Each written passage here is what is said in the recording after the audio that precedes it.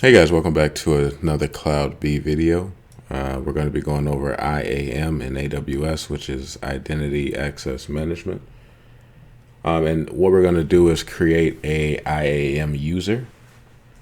All right, so first things first, we're going to click in the search bar and type in IAM. Click on that. Let's give that a second to load.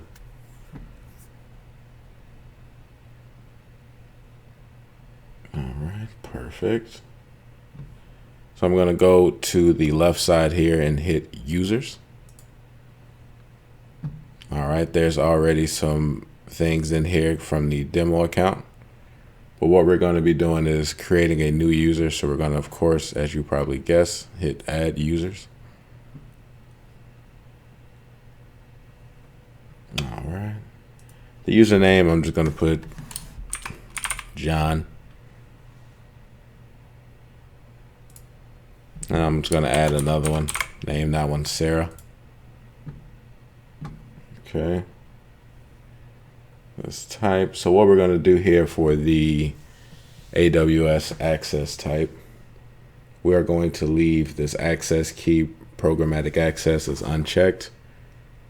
And we will check the password, AWS Management Console access. I don't want to generate a key for this. Even though this can be a bit more secure, I just want to put in a password and I can have this as auto-generated. But I do want to uncheck auto-generated. And for fun, we're going to create a password now, and that password is going to be WizLabs at 123. That's just something that I'm going to use for this run through. And I'm not going to require a password reset. This is for something if you're creating a new user for your company or adding somebody in, you can have them change their password once they get into their profile and have it mandatory for them to change it. All right, so next we're going to do permissions. All right, so this I'm going to leave everything as default. Here, I'm not going to add a group yet because we don't have any groups made currently. So I'm going to just keep moving over to tags. And for the key, I'm just going to enter, let's say, a department, which would be, let's say, the dev team.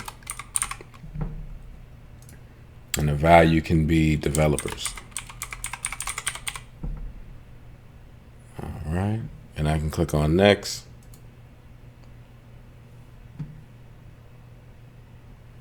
All right, that sounds good, and I can create users now. All right, you see at the top it says users created, but with errors. I really wouldn't worry about that too much at all. But what I'm going to do is repeat the same steps that you guys just seen to create 2 more users. So we're going to walk back through that. We're going to add a user. I'm going to say this one is going to be Ted. And this one is going to be Rita. All right, remember we're using this password. We're going to custom do our password here. Paste that. WizLabs at 123. That's the same password I'm going to be using. And I'm going to uncheck the required password, move over to permissions. We're keeping this the exact same. Changing over the tags. Here for the key, we're going to put a different department. We're going to put HR team. Any value, we're going to put HR. And then we're going to hit next.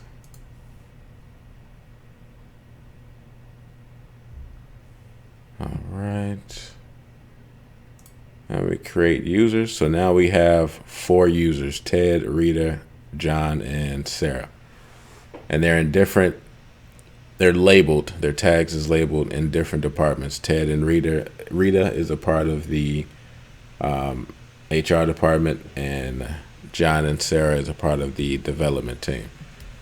Okay, so there are 2 different departments right now. So now that we created our users, we're going to go over to user groups. And we're going to create a group.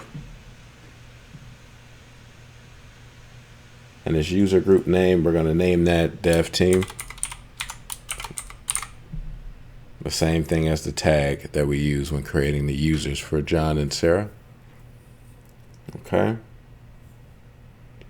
I'm just going to scroll down to John and Sarah and actually highlight, because these are the users that I'm going to be adding to this group. And this is where you can add permissions to the groups that will be attached with these groups. So if I want them to have only access to my S3 buckets, which is just where my information is stored at, that'll be the only thing that they can change or alter or have access to. Or if I want them to be able to have access to certain EC2 instances, I can also have that as a rule in here as well. But for right now, what I'm going to do, we are going to search for Amazon EC2 read only.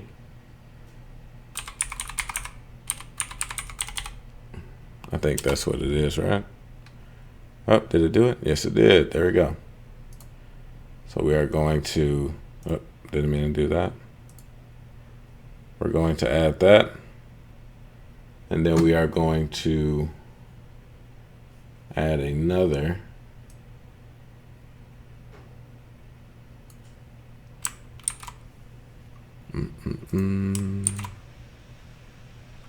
That's Amazon S3. Uh-oh.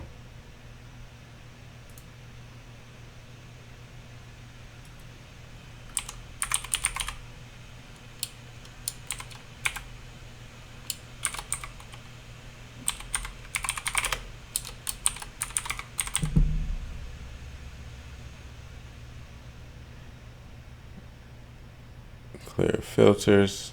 Oh, sorry.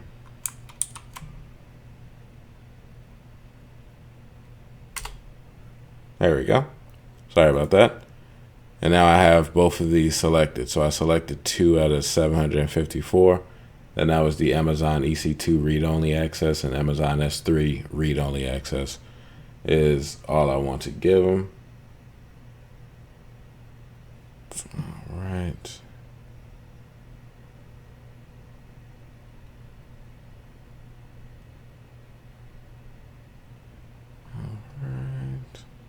I'm just making sure everything is good to go.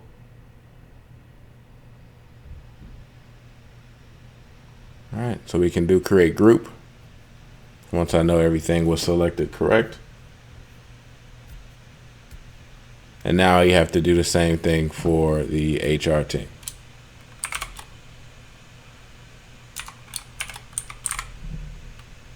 And who was on the HR team? It was Ted and Rita. And now we have to add some rules to the group to give them access to certain S3 buckets, just like in the first video where we created a spot instance.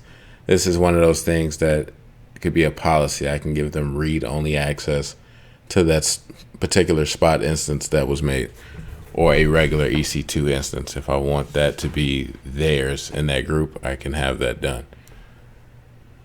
All right, but let me just finish this.